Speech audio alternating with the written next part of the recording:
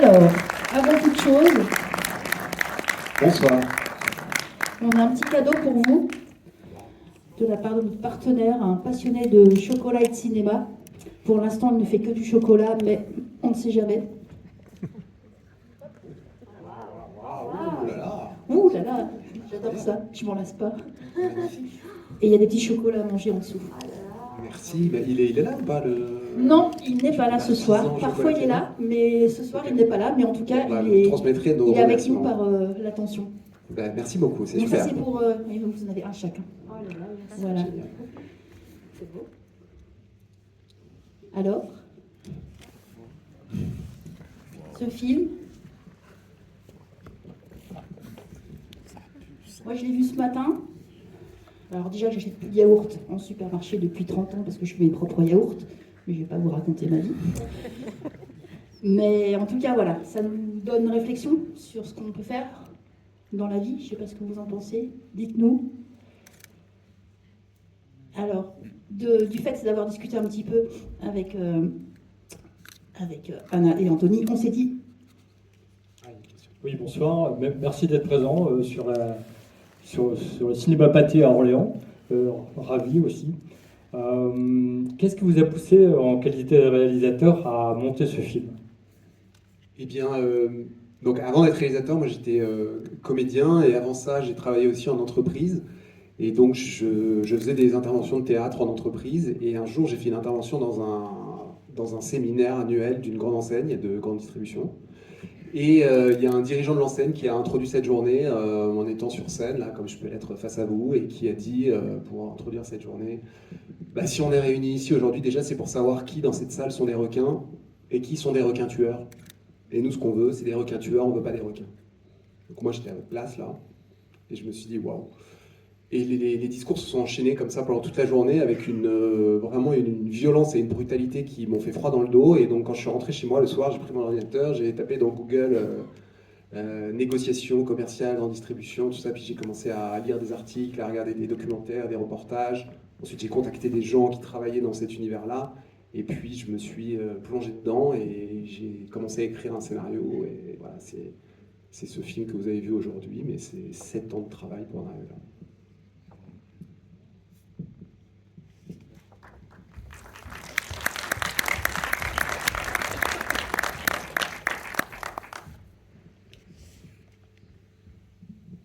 Merci. J'ai une question pour le casting. Ma première question, elle est pour vous, Anna. Comment vous vous êtes sentie en travaillant avec Olivier Gourmet? Le duo fonctionne merveilleusement bien à l'écran. Je pense que sur le tournage, ça devait être passionnant. Et pour Olivier Gourmet, comment vous avez fait pour le rendre encore plus massif et plus impressionnant qu'il ne l'est déjà en réalité? Merci. Bonsoir. Eh bien, Olivier Gourmet, oui, c'est un acteur extraordinaire, de réputation.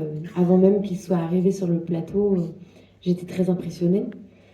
Anthony m'avait fait un petit piège. Un jour, on tournait sur un des décors et Olivier ne pouvait pas tourner sur ce décor, mais on avait besoin d'avoir son appel téléphonique. Et donc, il arrive vers moi et il me dit « Tiens, c'est Olivier Gourmet ». Et la pression que j'ai ressentie dans mon corps pour parler avec Olivier à ce moment-là dans le téléphone disait tout. C'est-à-dire que Olivier est arrivé sur le plateau avec ce génie et puis c'est une grande bonhomie évidemment, mais surtout une assurance et puis une autorité naturelle. Et moi je me suis dit, il ne faut pas que je me laisse impressionner. Il faut que je lui montre que moi aussi j'en ai dans le coffre et que je sais de quoi je suis faite. Et puis finalement c'était exactement comme Audrey et Monsieur Fournier. Donc c'était parfait. Anthony a juste fait un bon casting. Et donc moi je me suis laissée complètement porter par l'autorité, enfin la grandeur naturelle d'Olivier, qui avait tellement bien compris son personnage et tellement bien compris surtout le scénario d'Anthony. Et puis après, Anthony, comment tu as fait pour le rendre? Il y a eu 6 mois de musculation. On a commencé en juillet.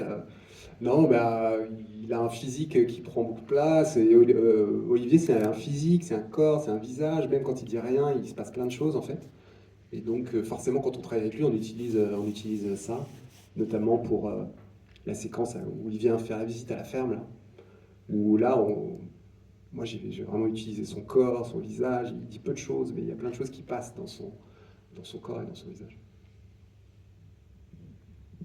Merci.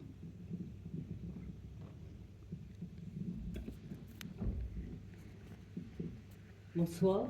Bonsoir. Merci pour votre film qui est très intéressant, surtout pour ceux qui ne connaissent pas le milieu de la grande distribution.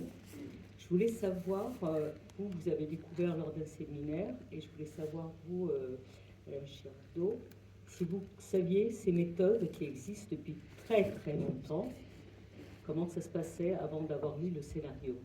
Est-ce que vous en aviez entendu parler? Vous en aviez entendu parler? Oui, Oui. oui, oui. Moi non. Depuis fort longtemps. D'accord.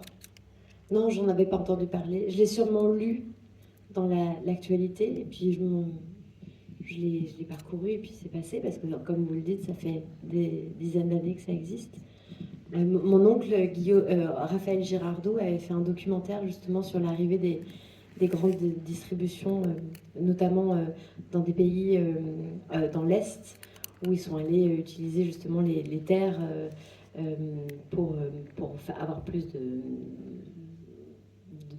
de choses à donner enfin, l'arrivée des supermarchés en Europe en fait, et ça m'avait marqué, mais j'étais trop jeune pour être vraiment touchée par le sujet.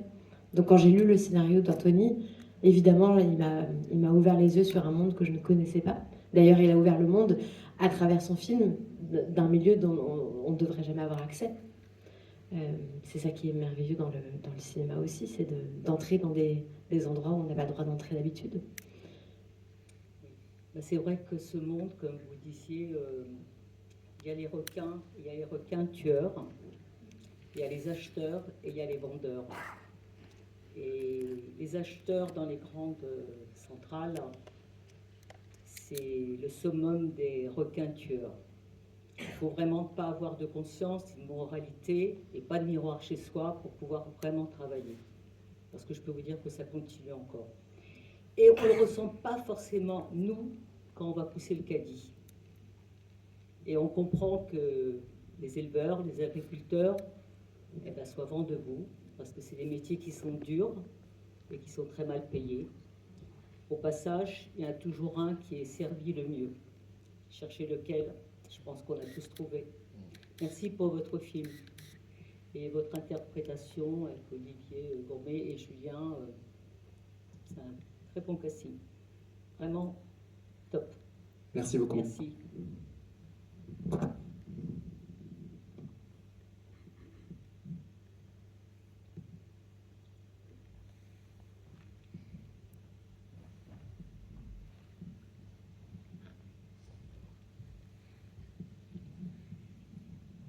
Bonsoir, merci pour ce film.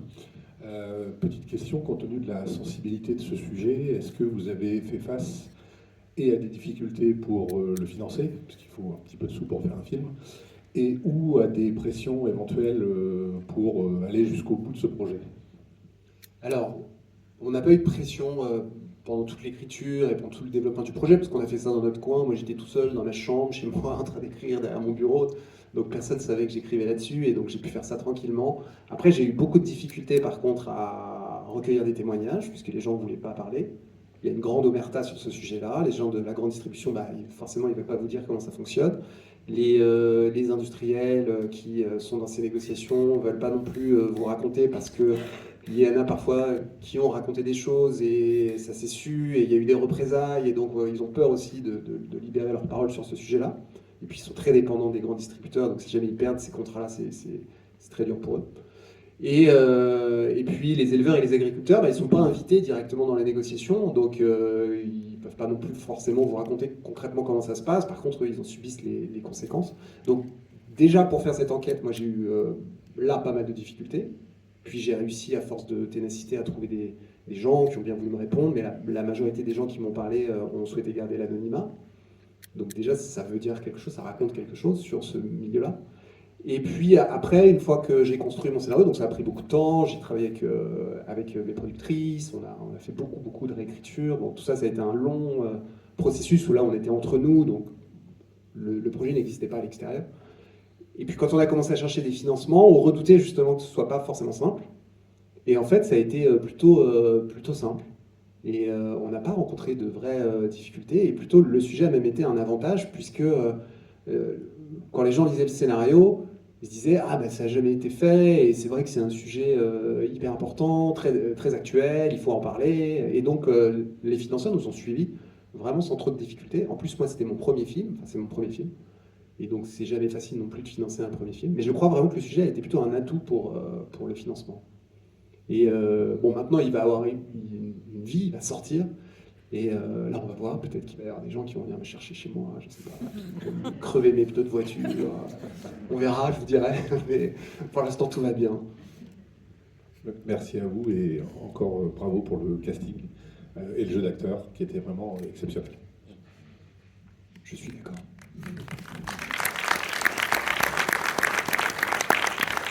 Bonjour, bravo pour ce film, très intéressant et tout à fait émouvant. Est-ce que vous pensez le projeter dans des séminaires de la grande distribution, des séminaires gouvernementaux, au salon de l'agriculture, enfin il y a du choix, Au Sénat. au Sénat? Alors, dans un séminaire de la grande distribution, je pense pas, sinon je vais pas en sortir vivant.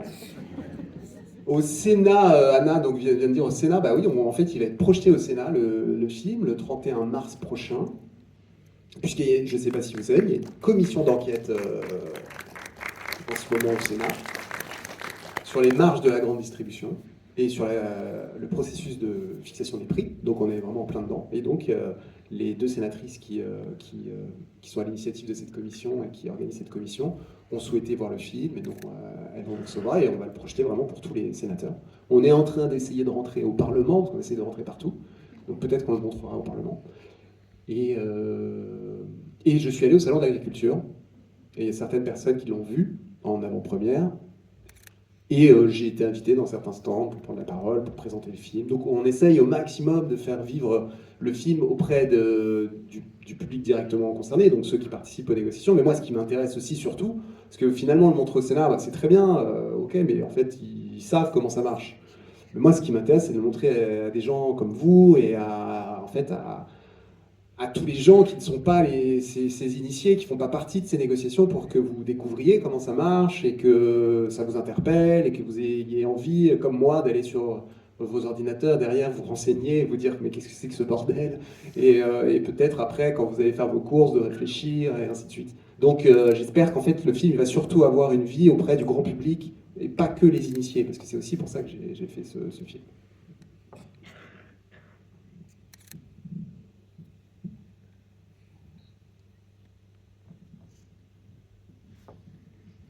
Ça vient doucement mais sûrement, les questions. Bonsoir. Je veux vous remercier parce que du coup je suis paysan et très touché par le film. J'ai eu envie de pleurer plusieurs fois pour vous dire. Je me posais la question, Candide, du côté jeu d'acteur, de comment on s'imprègne du côté vie à la ferme ou quoi. Est-ce que vous êtes issu de ce milieu-là? Est-ce que vous avez passé du temps là-bas ou comment vous avez fait pour choper des ambiances? Parce qu'il y a vraiment beaucoup de choses qui rappellent très bien ce qui se passe dans la vie d'une ferme, dans les scènes de famille, dans les portes qui claquent, dans plein de choses, ça parle beaucoup. Et la deuxième chose, c'était prêcher un peu pour ma paroisse, donc paysan bio dans le coin, pas loin d'Orléans.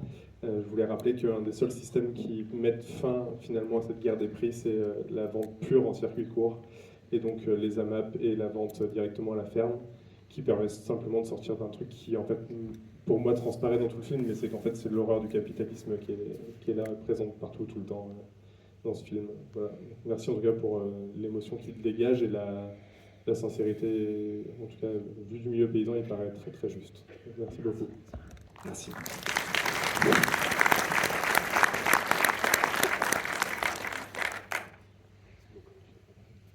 Je pense que c'était pour toi la question. Comment tu t'es Mais avec Julien Frézan, de la Comédie Française, Nous sommes partis 2 fois à la ferme, dans une ferme d'abord pas très loin de Paris, pour apprendre la traite des vaches. Et ça a été assez formateur en une seule journée pour nous de comprendre la difficulté du travail et surtout parce qu'on est allé chercher les vaches dans le champ. On les a ramenées à la ferme, on les a installées chacune pour se faire traire. Et au bout de 18 vaches, avec Julien, on s'est regardé en disant ouais, c'est difficile. Et le fermier m'a dit oui, et on fait ça 2 fois par jour, tous les jours, toute l'année. Il n'y a pas de vacances, il n'y a pas de week-end, c'est comme ça. Et moi, ça fait 35 ans. Et ça m'avait marqué beaucoup, cette idée du travail tout le temps, du travail qui ne s'arrête jamais. Et on a eu la chance de commencer le tournage dans une ferme en Normandie, tenue par un couple, Mathias et Mathilde, qui travaillent exactement comme le personnage de Julien dans le film, et qui ont un collectif qui s'appelle Il est où ? Il est là ? Il est là ? Ouais, il est là, c'est peut-être que tu connais, non ? Il est là, c'est bio, je ne vais pas dire de bêtises, Biolay. Donc ils travaillent exactement comme le personnage du film, et ils nous ont ouvert leur ferme pendant qu'on tournait. Et la ferme continuait de travailler et de tourner, évidemment. Et nous, on devait cohabiter avec eux, en comprenant qu'en fait, il y avait tout un écosystème très fragile, parce que c'est du vivant, c'est des vaches, c'est des animaux. Et ils avaient chacun aussi des difficultés à vivre pendant ces 3 semaines de tournage. Et on a été complètement touchés, les comédiens, mais toute l'équipe technique, par leur histoire, par leur travail. Et on a ramené tout ça quand on a travaillé 3 semaines plus tard dans les décors à Paris, les décors de bureau, les décors de la centrale d'achat, des box de négociation. Mais on était tous empreints de ce qu'on avait vu du travail de Mathias et Mathilde dans cette ferme avant. Et donc, ça a été... Julien Frison, lui, a vraiment beaucoup travaillé son personnage de fermier. Et moi, comme j'étais un petit peu en distance, je le suivais, je l'écoutais, etc.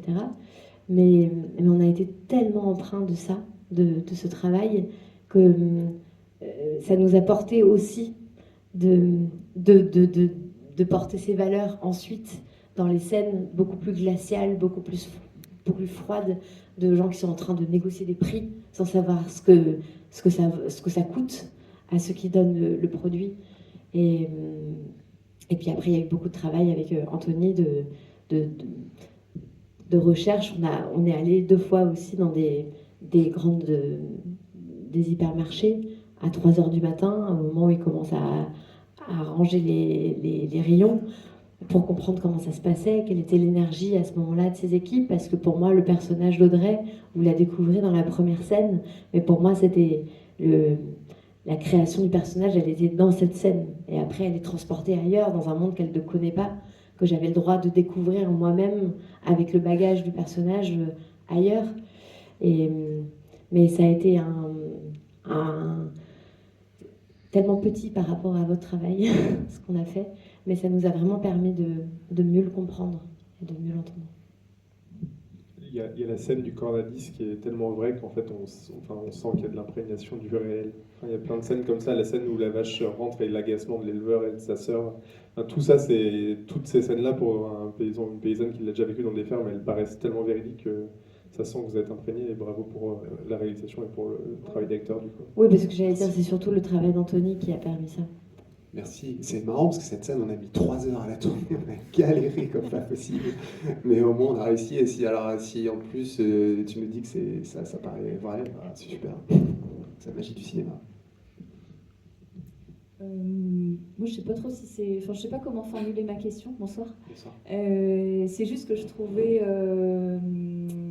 en fait, c'est juste qu'il y a le film de Édouard Bergeon qui est sorti, je crois, il y a pas très longtemps, et qui parle un petit peu du même sujet. Je sais pas trop comment vous...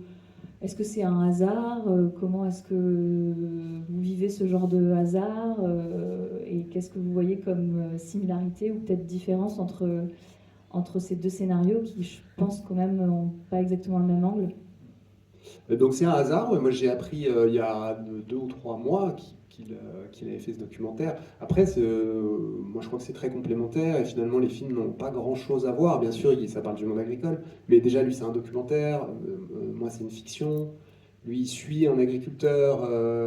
Alors, pour ceux qui n'ont pas vu, il suit Jérôme Bale, qui est une des figures de proue du mouvement de protestation agricole, et il le suit dans son quotidien. Et donc, c'est vrai, moi, en fait, dans mon film, j'ai essayé de ne pas être que du point de vue du monde agricole, mais d'être à l'endroit de la confrontation entre le monde agricole et le monde de la grande distribution.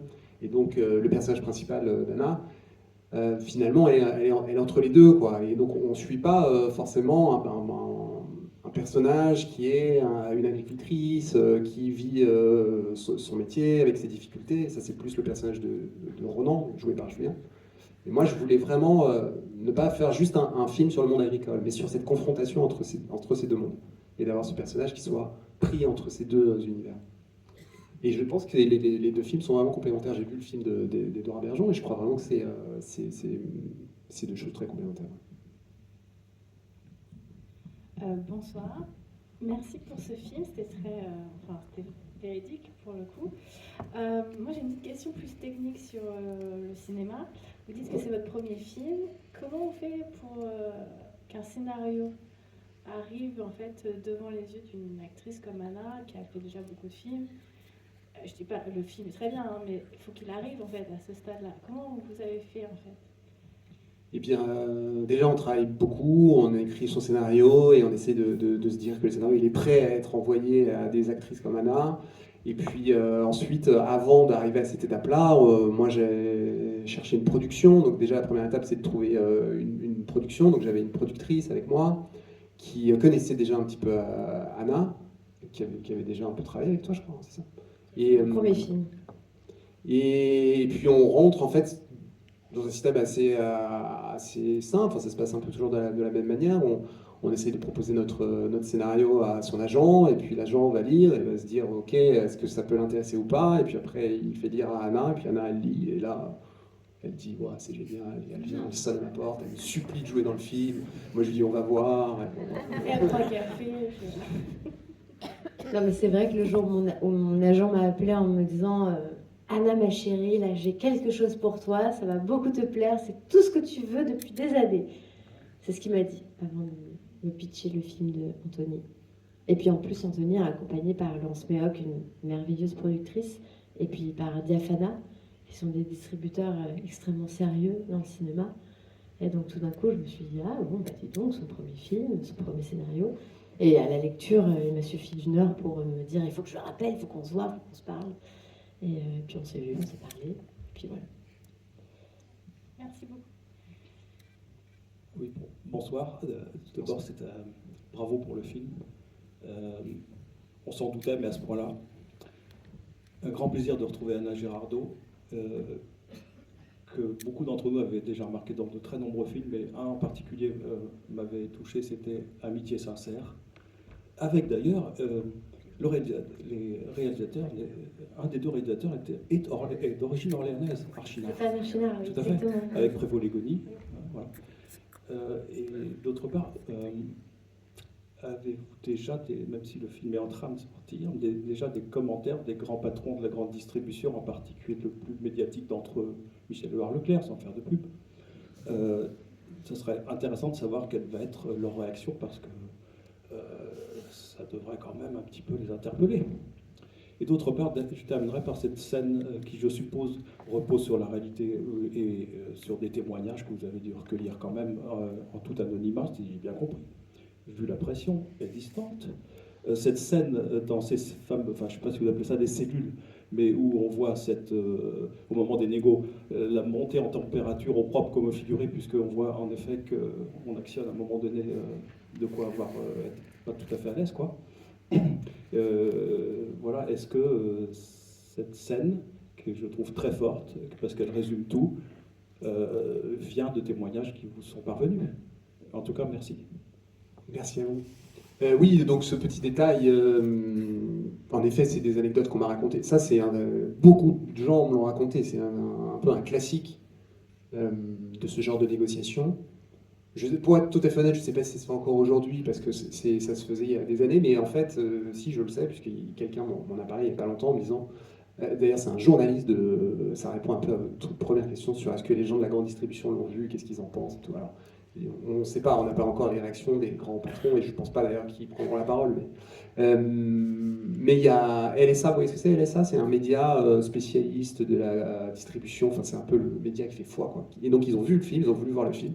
Et moi, j'ai un journaliste qui ensuite a voulu faire mon portrait, qui est venu m'interroger et qui m'a dit « J'adore le film ». Alors je me disais « Ouah, ça va être compliqué avec eux peut-être ».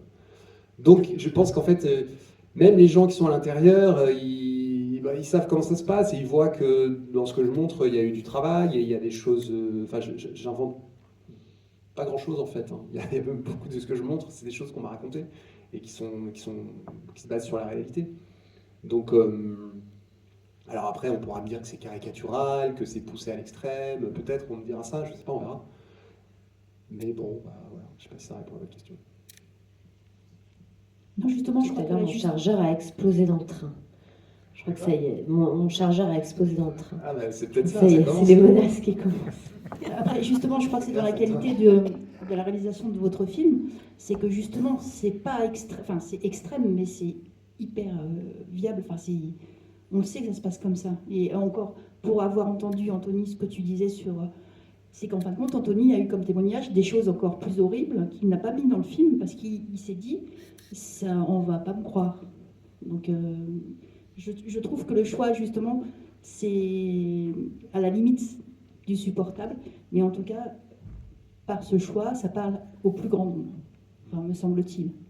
Et surtout, il y a un truc que j'aime dire, c'est que j'ai essayé de ne pas juger les personnages. C'est-à-dire que je ne suis pas là non plus pour faire un film militant, appelant au boycott de la grande distribution. Non, j'ai observé ça, c'est un film engagé, c'est un film politique. Mais les êtres humains, donc tous les personnages, il y a un moment où ils montrent quand même aussi une forme d'humanité. Par exemple, le personnage de Fournier, qui est quand même le plus dur dans cette histoire, enfin un des plus durs. Bon, bah, il y a tout ce moment-là, la séquence à la ferme, où il montre aussi un autre visage. Le personnage d'Anna, qui est plein de convictions, qui a envie de défendre le bio, le local. Il y a des moments aussi où elle fait des choses qu'elle ne devrait pas faire. Et elle se compromet aussi dans des pratiques qui sont peut-être pas les plus équitables. Donc j'ai essayé d'avoir des personnages qui soient aussi un peu ambigus, qui ne soient pas toujours tout blanc ou tout noir. C'est surtout le système, moi, que j'ai envie plutôt de dénoncer, si je dénonce quelque chose. Mais les gens qui travaillent à l'intérieur, j'ai eu plein de témoignages aussi de gens qui travaillent dans ce système-là, des acheteurs, des acheteuses, qui eux-mêmes en souffrent, en fait. Bonjour Anthony, bonjour Anna. J'ai une question par rapport à la répression des fraudes. Est-ce que, il n'y a pas peut-être d'importance par rapport à l'intrigue du film, est-ce que c'est bien l'industriel dont fait allusion Olivier Gourmet qui a prévenu la répression des fraudes? Parce qu'il passe pour une victime, finalement il va perdre 25% licencier 25% de ses effectifs. Et donc Anna lui met bien la pression de façon à ce qu'il puisse capituler et perd finalement son contrat avec la grande distribution, mais on ne sait pas si c'est lui ou pas alors. Ouais, on ne sait pas. Il y a volontairement une ligne de dialogue, il dit ça doit être Landin, c'est ça qu'il dit, Fournier. Et j'ai fait exprès de laisser ce ça doit être pour qu'on se pose cette question, est-ce que c'est lui, est-ce que c'est pas lui? Maintenant, moi, dans mon fort intérieur, je pense que c'est lui. Mais si vous avez envie de penser que c'est pas lui, vous avez le droit. Mais il y a des petits endroits comme ça. Il y a souvent des questions aussi, on me demande est-ce que le personnage d'Axel, il savait depuis le début ou pas qu'en fait c'était son frère? Est-ce que depuis le début il y a une machination de Fournier, de Claire Roussel, et en fait ils l'ont fait venir juste pour l'utiliser et tout? Donc voilà, les gens se posent des questions comme ça, et moi j'adore qu'ils se posent des questions, donc généralement je réponds je sais pas, faites ce que vous voulez. Bon, moi j'ai des réponses à ça, mais je trouve ça bien que les gens ils se posent des questions, ça veut dire que ça vous rend actif, ça vous stimule.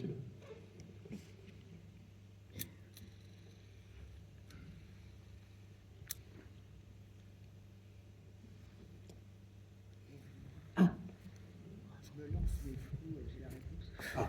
Vous n'allez pas me répondre. Je vais essayer. Bonsoir, merci. avez-vous pensé à une autre fin à un moment? Oui, alors ça, je peux vous répondre. Ouais, il y a eu d'autres fins. Ouais. Oui, il y a eu d'autres fins. Il y avait au début, c'était des fins encore plus noires, donc c'est possible. Encore plus dures. Et ma productrice m'a dit, Laurence Béoc, non mais là, c'est pas possible, on ne peut pas faire ça. Donc je dis, bon, ok. Après, il y a des fins plus happy end, on va dire, sans que ce soit non plus le grand happy end. Mais moi, ça, j'y croyais pas. Donc là, je lui ai dit, non, ça, c'est pas possible.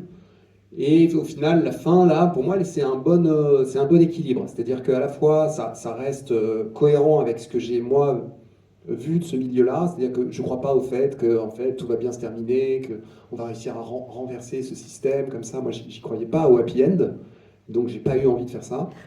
Mais en même temps, c'est pas non plus une fin complètement déprimante et pessimiste, parce que j'estime qu'aussi le personnage d'Anna, son parcours, le point d'arrivée, et ben en fait, il est quand même plutôt positif, c'est-à-dire que c'est un récit initiatique d'une jeune femme qui croit qu'elle va pouvoir bousculer un système, qui essaye, qui donne tout ce qu'elle peut pour y arriver, mais finalement le système commence à la changer un peu, et c'est pas plus mal qu'elle en sorte, qu'elle retourne à la ferme, qu'elle fasse la paix avec ses racines, qu'elle se mette au travail avec son frère et qu'il continue le combat au bon endroit. Et peut-être que la suite de l'histoire, c'est qu'ils vont réussir à faire des choses bien ailleurs, par leurs propres moyens, en toute indépendance. En tout cas, c'est l'histoire que je peux me raconter.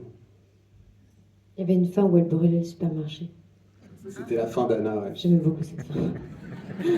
Mais Anthony n'a pas voulu. Quand on a commencé à discuter ensemble, et si elle brûlait le supermarché à la fin. Et je l'ai écrite, je crois. Hein. Ouais, je l'ai écrite. C'est pas le supermarché qu'il faut cramer, c'est la centrale d'achat. Oui, ou la Il faut centrale. aller au stade au-dessus. Eh bien, merci à tous. Est-ce que, excusez-moi, monsieur le paysan, donnez-nous votre nom, votre exploitation, où vous êtes. Un peu de pub. Autant être là pour... oui. Simon Roncerel, donc la ferme des 3 parcelles, on est à côté de Pithiviers. La ferme des 3 passerelles à côté de Pithiviers. Parcelles. Parcelles, pardon. Maraîchage, farine, pâtes et pain. Maraîchage, farine, pâtes et pain pour les gens du fond. Bah, merci d'être venu en tout cas. Merci de votre groupe parce que je trouve que c'est touchant d'avoir un témoignage aussi émouvant. On sait que vous avez des vies pas faciles, mais de l'entendre, c'est encore autre chose. Merci à vous tous et toutes d'être venus ce soir. Merci de encore donner vos applaudissements à Anthony et à Anna. C'était un plaisir de vous recevoir. Merci d'être venus et bonne fin de soirée à tous.